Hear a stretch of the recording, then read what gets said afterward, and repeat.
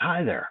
I'm Steve Holton, and I'm here to talk to you about Motive8, eight civilianized military operational planning processes, in fact, some of our more successful ones, that can be used to coordinate and control the activities of your business teams as they deliver your projects and activities.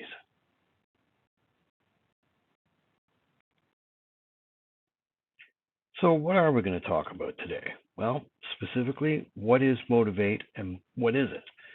What are the eight tools, techniques, and processes that comprise it? As well as some of the other little extras that we've added in there. The Motive8 primer or primer, depending on which culture you're from. I'm going to use primer. And the other courses and materials that will follow along after its release. And then lastly, the Motive8 Evolution, from its baby steps that it's taking right now to the finished product and beyond, going forward a few months down the road. One example, for instance, is our domain name and website are currently under development. So we're using a Gmail address for now, but that too will be changing and will be coming out soon.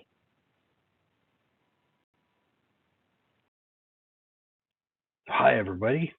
This is me, as you can see on the video. Once again, I'm Steve Holton. A little bit of a busy slide, and I do apologize for that. But essentially, just give you a little bit of an idea of my background and where I come from, and why I'm talking to you about this topic. So, I've got a few technical qualifications. I'll talk about those in a moment. Bachelor of Science from Queen's University.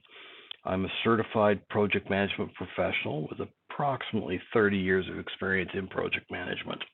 I've certified Scrum Master, which is using the new agile processes to be able to get a team together to be able to sort of lead a project going forward using agile methodologies versus classic waterfall, as we used to call them, or many others, system development life cycle or cyclical iterative design, or on and on, many different designs and methods over the years. So in addition to being a Scrum Master, I have Six Sigma Green Belt, which means it's for process measurement and improvement.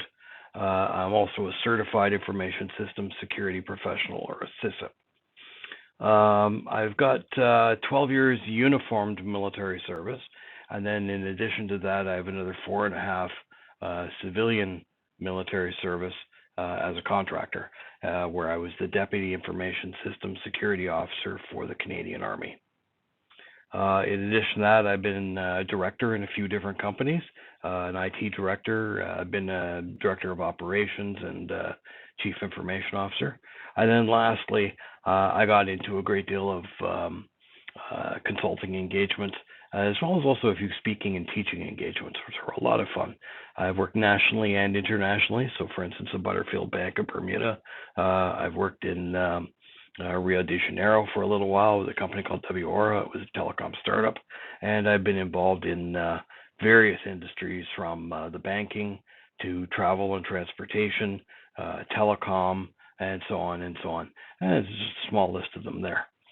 My partner in crime as well, which you may see periodically on speaking engagements or even in some of these videos, is Missy. She's my service dog for physical support. And in fact, I have a couple of videos on service dog essentials and service dog etiquette, which you may find interesting as well. A lot of people don't know what to do or what not to do with a service dog, including actually the few times that you're allowed to be with a service dog if it shows up. So, if it's not your dog, what do you do? And anyways, some videos that may be of interest to you as well. You could find those on YouTube on my personal channel for Stephen Holton.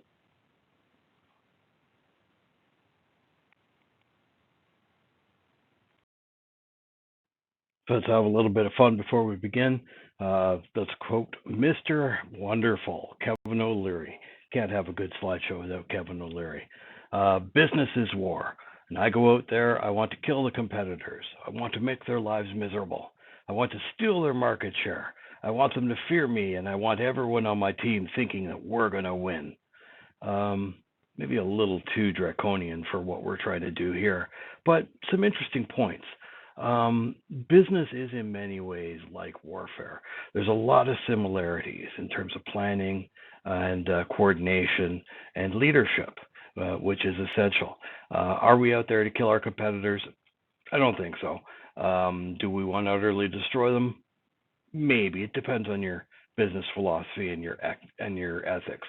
But I do want them to maybe fear me as far as the way I do business and knowing that I'm serious.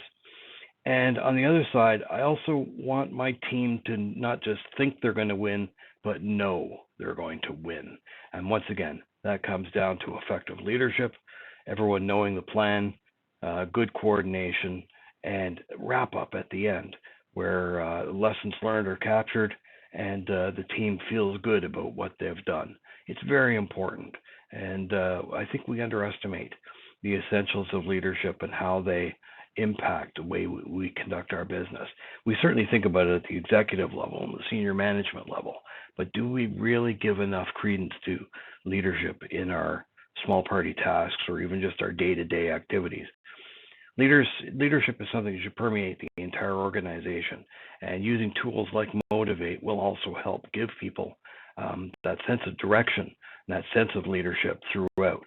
So something for you to consider going forward. So once again, what is it? Well, after thousands of years of evolution, militaries around the world have developed no shortage of tools and techniques to get people, equipment, and material, including a significant volume of ordnance, on their target at the right time and place to support their operational requirements of a battle.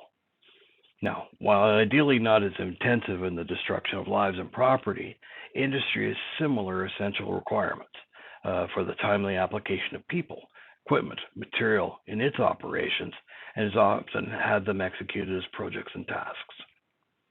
So even though the outcome of both organizations is vastly different, there are tools and techniques that can be readily adapted for use between them.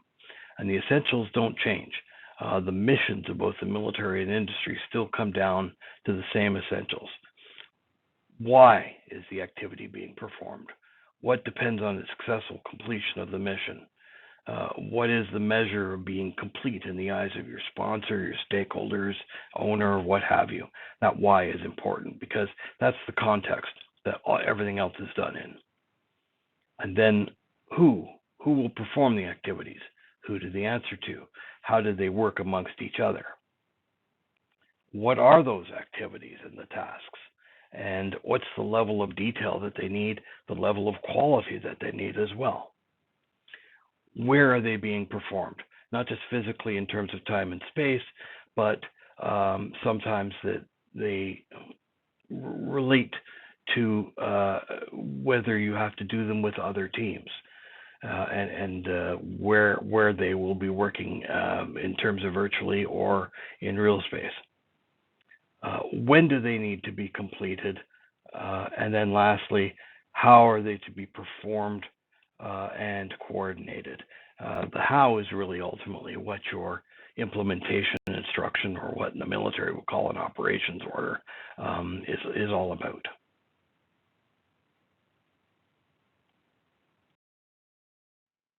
What are the 8 tools, techniques, and processes that we use? Well, first and foremost, we start off with what the military would call battle procedure and what we've renamed the action cycle. This provides an overall set of macro steps, which are essentially, once again, tools, techniques, and processes that would be used in the implementation of an activity. Now, you can shorten it in some cases if you have either a relatively simple activity or if you're using what's called an expedited activity, where you don't have time for the full set of steps. And we talk about that in the primer as well. Then there is what the military calls a warning order, which is translated to an activity warning. One of the principles of war is surprise. And a lot of people think that means surprise the enemy. Well, it does. But there's another aspect to that as well that often gets overlooked, which is don't surprise your own people. And time again, this happens in the military and certainly happens in business. So the activity warning prepares a team for an upcoming task and authorizes them to do as much pre-planning or concurrent activity as possible to ensure that things are ready early as opposed to having to be rushed at the last minute. Then there's the time estimate, same name for both organizations, the military and business or civilian organizations. Basically, there is some guidance and advice for creating and maintaining formal time estimates so you know whether or not you can actually achieve your mission within the time that you're given, or if not, what kind of activities do you have to cut? And once again, this gets back to the idea of an expedited action cycle if necessary, or even having to do rapid orders and just rushing into an activity, which is never good. But once again, there are tools and techniques designed to help with success in that regard as well. Then there's the appreciation or estimate. It goes by either name in the military side. For ourselves, we're going to stick to estimate as the term. Estimate of the situation is where it originates from. And it's the process for assessing a problem or mission and is divided into two types. In the military, we have the combat estimate, or the quick estimate as it's known, which translates in our civilian practice or the Motive8 practice as being the rapid mission assessment or the RMA. It's also used as a preliminary estimate as well, if you want to get a feel for where you're going. And then the second one is the general estimate or appreciation of the situation, which we just call the assessment and planning process, the APP. And this is where we have a methodical, focused approach to resolving moderate to complex problems. So carrying on with the 8 tools, techniques, and processes, we have, once again, the military calls the operations order. We call it an implementation instruction in Motive8 for a couple of reasons. One, generally speaking, people don't like to be ordered about if they're not part of a military or some other sort of command and control driven organization, which is fair concern. So once again, we write an implementation instruction. The other thing is that an order implies you have authority over all elements within your organization, and we discover that in the civilian side, or even the business or other social groups and so on, that you often don't have that command and control relationship. So an implementation instruction is basically saying, look, for everyone who's collaborating, cooperating on this particular initiative, come together and let's look at this sort of general guidance that we've produced to tell everyone what they're doing and when, and hopefully have everyone come together at the right time. Now, next is the lessons learned or the after action report, which we still call a lessons learned. You want to use after action report, that's fine as well. But basically it's designed to capture the outcome of an activity and what lessons, what not to do, or alternatively, don't forget there's good lessons too. What good things came about that we want to do again and that we should continue to do. So we want to gather that kind of information and ensure that it's not wasted, because there's nothing worse than having invested a team's effort, time, and opportunity, and cost of getting them engaged, and then completely losing track of any good lessons that we've learned and having to relearn them on the next mission, and the next mission, and the mission after that. So this template provides a process for capturing and using those lessons in the future. Then there's briefing notes. Briefing notes are a highly effective means to quickly relay information and seek approval and guidance. Not really part of the operational planning process, but still very effective tool used both within the military and civilian sectors, and something that I thought would be quite valuable within Motive8, especially during your planning stages, and you want to get approval from the grown-ups, as it were, on your plan. And then lastly, meeting minutes. Once again, same thing, not really part of the operational planning process, but to hold a meeting without capturing minutes and sending them out quickly really loses the value of the meeting. There's something to be said for ensuring that not just the outcome of what was discussed at the meeting is still agreed upon, but basically everyone has a copy of it in their hands shortly after that meeting. So I provide a technique that I've developed over the last few years during my projects that I'm hoping will benefit you as well. So let's talk about the Motive8 primer. It's a 2 forms. It's coming out both as a paper print book, which you'll be able to order, or alternatively, there is a PDF format, an electronic format that you'll be able to take as well. Both are going to be relatively low or no cost, depending on which method you come by it. It's going to be in 4 parts, so at least that's the current reasoning that we have. So first is general concepts on leadership, command structures, delegation, and so on. Then there is part 2, which is templates, processes, and procedures. So it provides essentially the body of work that makes up Motive8 and allows people to understand who does what when, and what's the recommended best practices. Then there's part 3, which are the use cases. Initially, we just put 5 use cases in this manual. There are other books with subsequent use cases as well. I'll talk about those momentarily. And they provide practical examples of how the methodology is used. And lastly, part 4, which is supplemental content, supporting tools and techniques, including problem-solving approaches, how to minute paper documents. Not the same as meeting minutes. It's a method of adding annotations to a paper-based document that's floating around the office and tracking decisions that are made. And then single sheet implementation instructions and a few other little mini tools and techniques, not necessarily big enough to put into Motive8 itself, but still very useful either within Motive8 or other business activities that you're engaged in. So what are some of the additional courses, workshops, and publications that are going to support the primer as well? Well, we're working on some additional courses, such as the first set of courses are going to be the initial orientation and primer itself, where we will actually walk people through it as needed. As not everyone wants to read through a manual, and they want a little bit of additional guidance, and we'll provide that to them. So that in-person orientation, some of which will actually be online in terms of webinars and videos, not unlike this one here that you're watching. And then we have an intensive Motive8 session where we actually not just simply give people an overview, but we actually get right down into the weeds and show them in detail what to do when developing things such as an activity warning or doing the activity assessment. Those kind of things can be somewhat complex.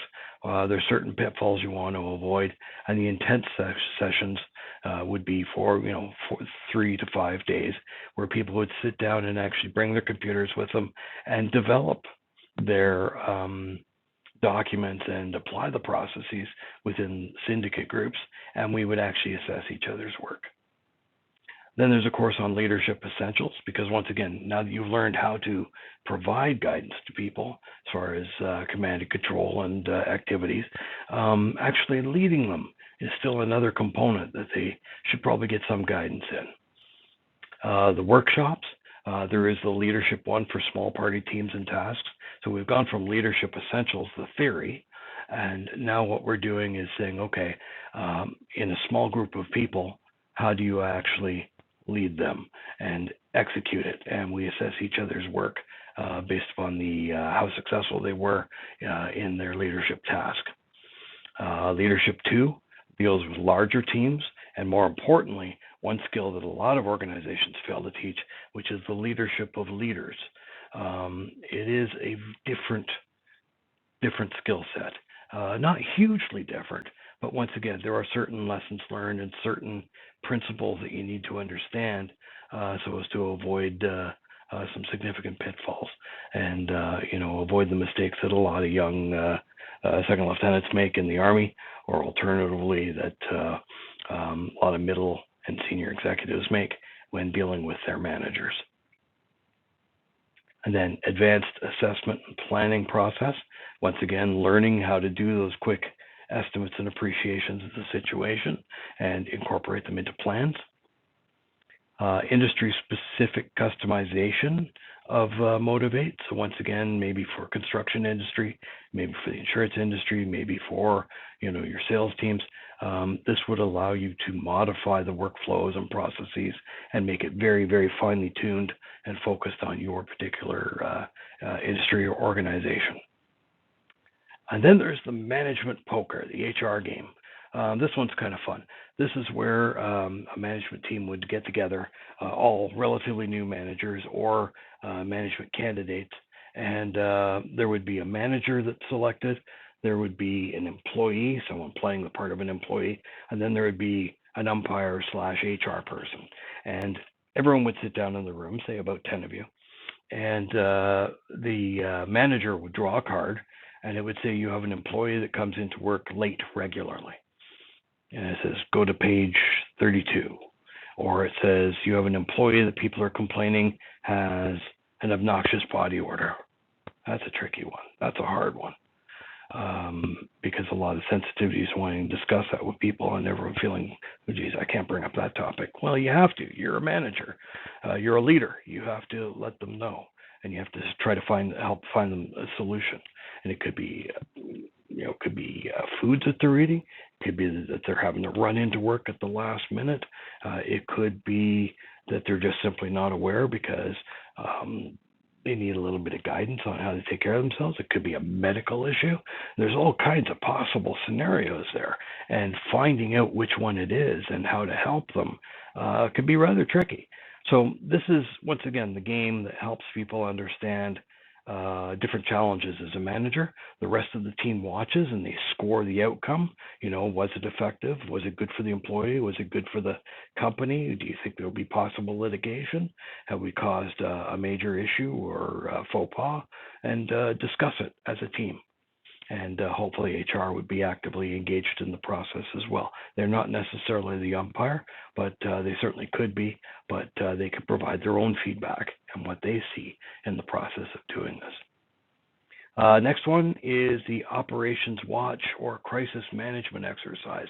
One of the things I discovered when I got out of the military is that some organizations, say an airline for instance, would be running activities, especially major computer system changes, network changes, what have you, and they would have to have a call to coordinate that activity to make sure that nothing was going wrong, and it'd be often at night or the wee hours of the morning. And of course the question is, what do you do if something goes wrong? Usually someone has to be the senior watchkeeper. They have to take over the major incident when it occurs and lead the rest of the teams out of trouble and get it resolved. And it might be resolved at night. It might be resolved over multiple nights. But for instance, if you have airplanes in flight at the time and suddenly they lose the ability to use the instrument landing system at a given airport, you don't have very long to fix that situation. And once again, knowing how to react, when to react, the questions to ask, how to do crisis management, because crisis management is a very different animal than just regular management and regular leadership. There's two ways you can learn it. You can either learn this when suddenly the excrement hits the ventilation system, to sort of politely clean up an expression that I'm sure most of you know, or alternatively, you could teach it under a controlled scenario with an exercise or war game that's designed to bring out real life examples and push them forward. So we have that as well. And then as far as additional publications, there's a quick reference guide that we're coming out with for Motive8 that just focuses on this, very short form of the tools and templates, and gives checklists as well.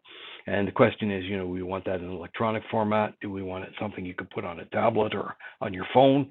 Or do we want that in a small paper guide, you could just flip open? There's a couple different ideas there, and I would certainly welcome feedback from the group. I'll be canvassing people during presentations as well.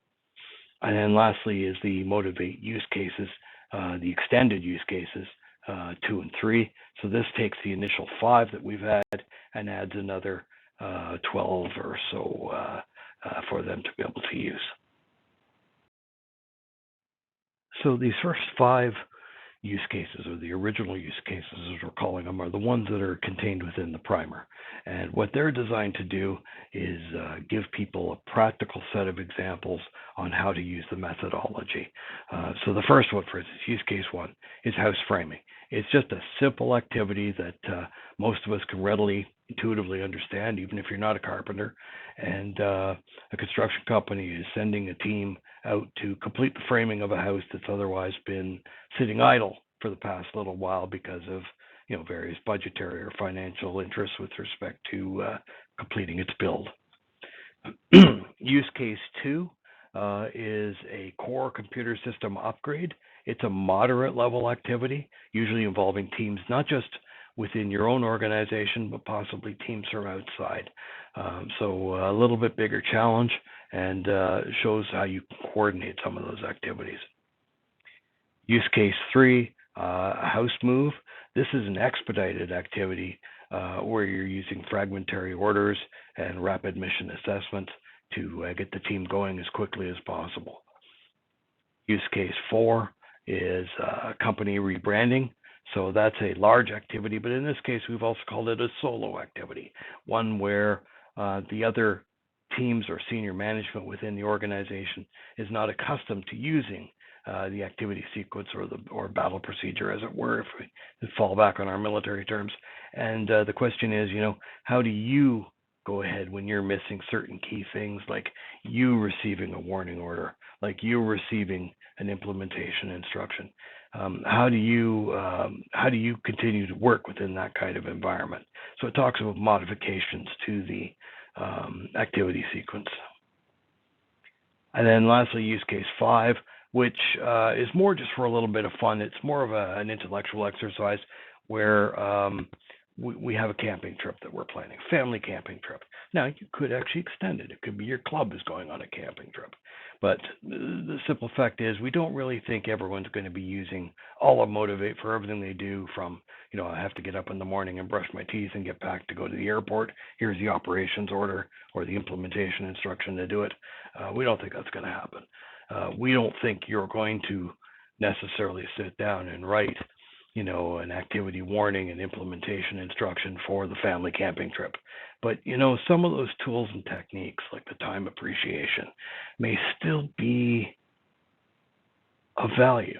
And what we want to do is look at which ones that we might actually use in the camping trip scenario. I have to admit, I've used some myself for trips that I've done across the country, and having to plan out where I was going, when, timings, and coordinating some of those activities.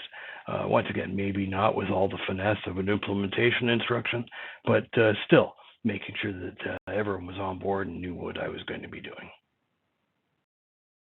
So let's look at the extended use case sets. These are the supplemental books that follow the primer that, if you don't have a chance to look at scenarios developed specifically for your industry, at least you can look at a few other different scenarios that may give you other additional insights.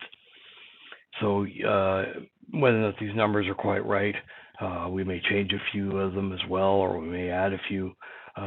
This is ballpark of what I'm looking at right now. So we have use case 6. This is the Mayor's Charity Shovel Fest. So it's a moderate activity with an operations center where we envision people calling in senior citizens and having them being involved in some sort of charity function for getting their walkways shoveled. May not be realistic. It may need a little bit of fine tuning, but some sort of scenario where the public can call in and take care of the senior citizens in their community. Use case 7, charity car wash and hot dog stand.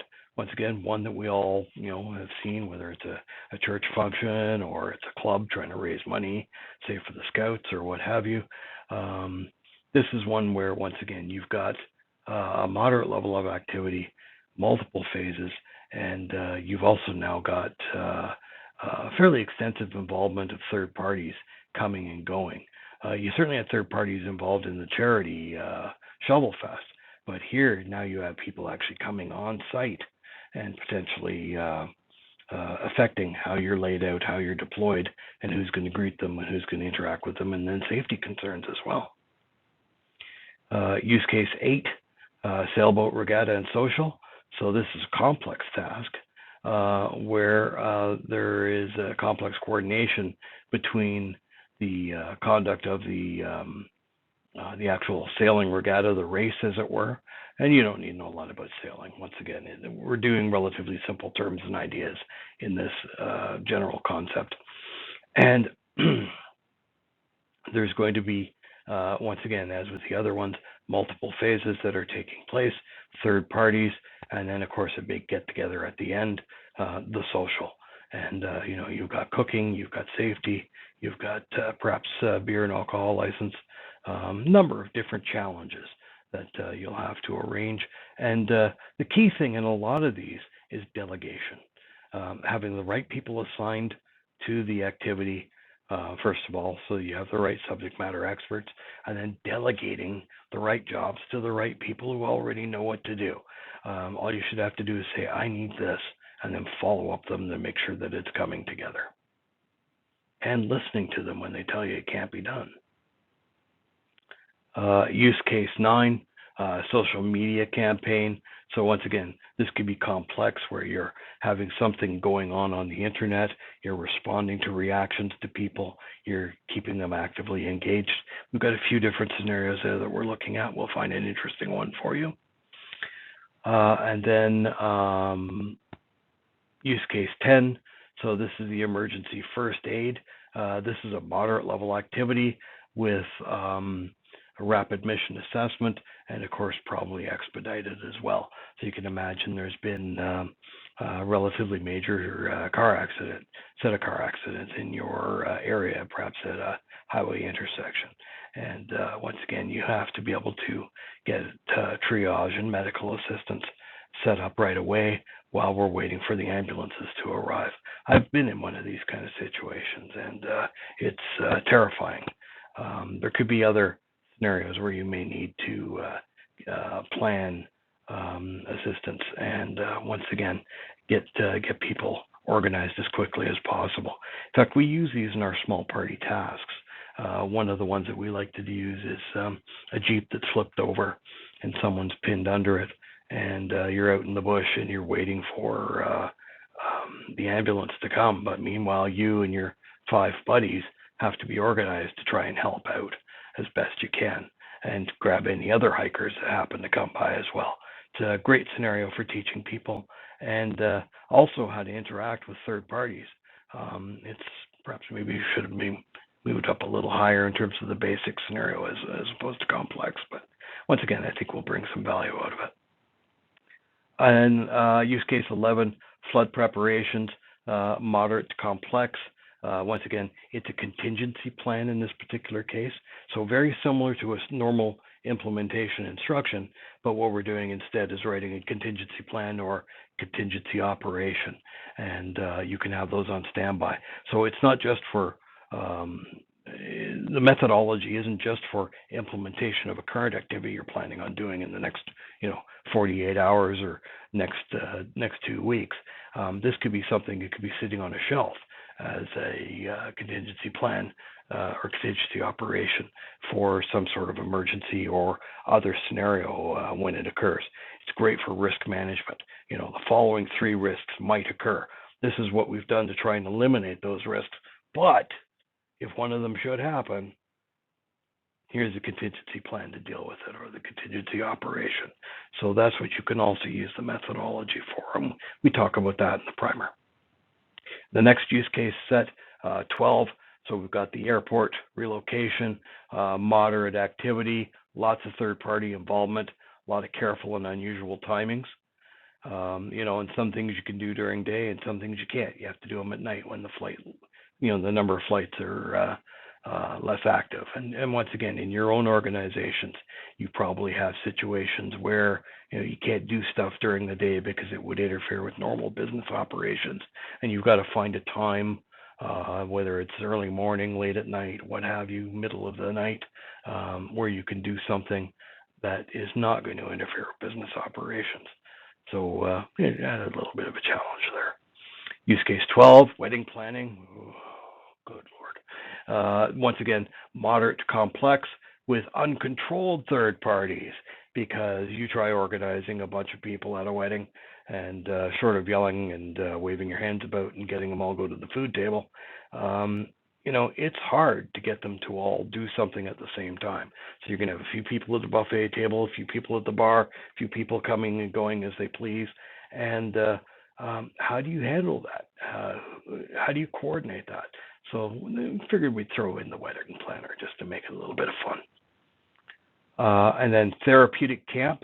This one's a little bit different. So once again, another moderate activity with an ongoing daily set of tasks or plans that are going on.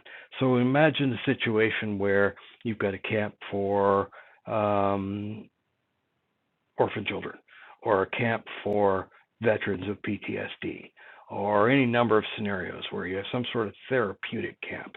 And so there's counselors that are involved. There's going to be many third parties that could be involved. People bringing horses for people to ride, fishermen bringing in gear for people to have a little bit of fun fishing. There's many of these camps I've seen people using, but you have to plan setting one up. And once again, remember to rely on the experience of your third-party subject matter experts. But that said, you want to set this thing up. Well, it's not just simply here it is set up, but it's also got to be run day by day by day. So you're going to have a daily, what we would have called in the military an orders group. You're going to require some sort of daily operations meeting, or where you're going to discuss, what are we doing today, what are we doing tomorrow, and what's later on during the week, so that once again, no one is caught off guard. Surprise, right? Surprise isn't just for the enemy, it's also for your own troops, and make sure you don't surprise your own people. Same thing in business. Don't surprise them. Give them lots of communications well in advance, and have them actively involved in the planning process going forward. So this will have an example of how that's going to be done. Use case 15, corporate proxy server migration. So what we're doing is we're taking a special box that coordinates all the other computers and the internet access for a company. I've actually done one of these, and we should have had a perfect plan for the entire corporation. It was a very large corporation, well over 10,000 employees, and we planned it for months. And then when we went to pull the plug on the old server and we were about to plug in the new one, we ended up losing several major facilities as a result. I won't go into details right now because I'm not sure how much I can say, but I could certainly write a plausible similar scenario and see how you do it. The key thing there that we want to get out of it is that because it's very highly risky, this particular activity, is that you want to make sure that there's a risk response plan, and you also have all the appropriate third parties and subject matter experts sitting in on a coordination call that starts off well before the activity. The idea being that they're listening in so that if something does go wrong, they can tell you right away, we have an issue. And you can decide then how you're going to handle it and who's going to be tasked to deal with which pieces. Once again, it's very important to make sure that you don't try and do these things in isolation or with limited communications. You really want to over communicate and bring in as many of the key subject matter experts and players as possible, even if it's in the wee hours of the night. Bring in the operations center, bring in a few duty people, have local police and firefighters and ambulance on standby if there's a potential risk to life and limb. There's a lot of players that might be necessary to sit in, and it's always better to have them sit in and you finish 15 minutes later and say, everything is fine, thank you for coming out, than it is to try and get them at the last minute in the wee hours of the morning when you've done something bad. So it's a great lesson there, and a use case on how to set that up. Once again, are you going to be doing many of these? Probably not. But if you do, hopefully there's something you can learn from the lessons or from the setup that's been provided in the use case. Next one, use case 16. So this is a yacht club fire. Once again, a moderate task. Once again, it's basically a contingency plan.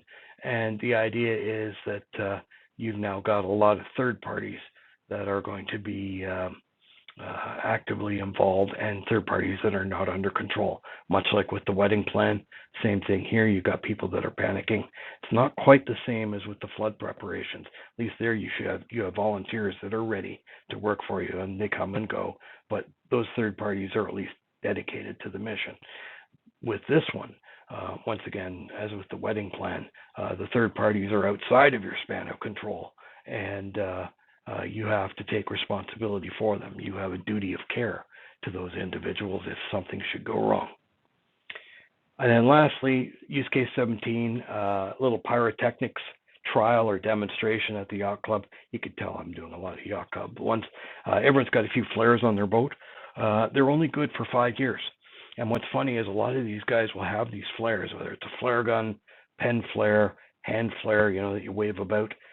They've all got them because you're required by law, but no one knows how to use them. So since they have a 5-year lifespan anyway, and their 5th year, why not bring everyone together and, with the blessing of the appropriate authorities, teach them how to use them? They have to get rid of them anyhow. And for flares that either go bad or that are beyond the 5-year window, this is a great time for the police and firefighters to come out and practice their explosive ordnance disposal. They're not hard to dispose of, but it has to be done properly. And if it's not, say you decide to fire them off anyway, not only do you risk potentially a fire or hurting yourself or someone else, but you could be legally accountable as well. So we talk about that scenario as well. So the next question is, what's next? What else is going to be incorporated into the evolution of Motive8 going forward from today through the material that I've been talking about with you? So here are the next steps for the development of Motive8 or its evolution. First, more evolving channels. We've got the YouTube channel. You should be watching it here. And then what we're going to be doing is the interim email once our domain is set up and our website is set up. The Facebook meta page, which actually already exists, and we could certainly invite you there. I'll be just waiting for enough people to belong to it that I can set it up as a separate entity within Facebook, and then I can send out invitations to everyone. Similarly, that web page, as I said, and subscriber emails, so you can basically receive those on a regular basis. Not too regular. We all get enough email, I think. And then the LinkedIn page. Once again, this is a business tool, and we might as well have it on a business social media site. And then there will also be coming out live presentations and concepts, and courses. And then, lastly, additional print material, the print material that we talked about, the primer itself. So the primer is coming out for the release at the end of March 2024. The other thing is look for quick seminars on the Motive8 implementation and samples from the primer on our social media and video pages, including the YouTube channel. The next up that you're actually going to see as well is a video on the battle procedure or the action cycle. It should be coming out near the end of January, and this once again is sort of the macro steps that outline all the pieces into initiating an activity. And then from there we talk about which ones you can cut if you're having to do an expedited cycle, and talk about the tools and templates that support it. So here's the interim set of contacts right now to be able to reach out to me. I'm the leader of the Motive8 project. There's a number of other people that are going to be involved or have volunteered to be involved. The telephone to reach me is there. The interim email is regrettably a Gmail account for now, but that's there, the Motive8 process. Someone else is already using Motive8. I was quite disturbed by them. And then what we also have is a YouTube channel, which is also under the name of Motive8. And clearly, if you're watching this video, odds are likely that you found the channel. And this is where we'll be posting all our short little videos on the different processes and some of our webinars. Toll-free number should be coming. And as I said, the domain name is coming, which will be the basis for our email address as well as our website. And that's it. One small elephant in the room that people have asked about is I appear to be in a hospital room. And when I'm not actually being an actor on soap operas, I'm doing Motive8. No, actually, I have been in the hospital for a little while, just getting a bit of a tune-up. Nothing for anyone to be concerned about. And actually, this basically shows the processes are light enough that I can easily document them and complete a book while in the hospital. So all is well. Don't worry for anyone who's expressed concern. It's greatly appreciated, but we're continuing to move forward, and I'll be looking forward to doing projects and activities with all of you in the future. I'll post these contacts as well at the bottom of our video so that you'll be able to reach out to me if needed. Take care, and once again, thanks for listening.